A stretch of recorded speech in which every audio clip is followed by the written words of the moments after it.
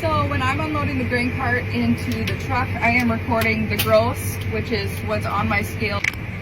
See that?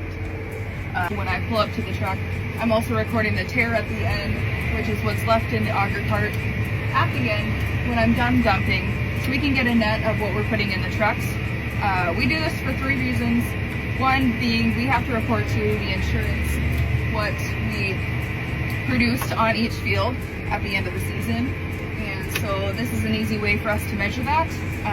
There's other ways you could do it. You can measure a bin, you could use the combine, but that leads me to number 2. The combine is not always 100% accurate. It needs to be calibrated. So this gives us an option to, I can communicate with the combine driver what I have, and then they can match it to theirs. So calibrating the combine. And then third, the trucks, they weigh, like this one weighs 26,700 pounds. We are limited to 80,000 pounds on the road. So that leaves me with 53,300 pounds of grain to put in here.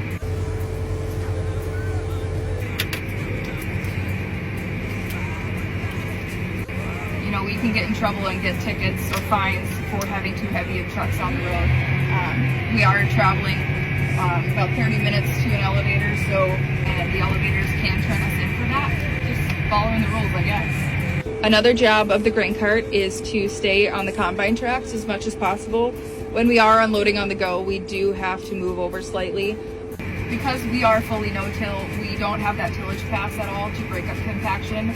We do what we can with certain cover crops to try to alleviate some of that. But my dad worked really hard over his career to get all of our equipment to 40 feet so that everything drives the same path.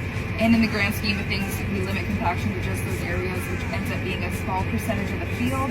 You can barely see the tracks on the other part.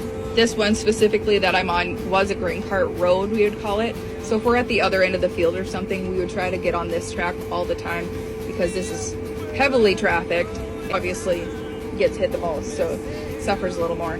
Our little record sheet, we record the date, what field, what truck, just because the 2 trucks weigh a little different, so one can hold more than the other. I just had the Peterbilt. I haven't switched that part yet, so ignore that. But look at me go. Anyways, so yeah, gross, tare, net. If we haul it straight in, we can put the ticket numbers in there. This also gives a little cheat sheet to whoever's running the grain cart if it's not me. Now here's an example of what a track looks like that is not a road.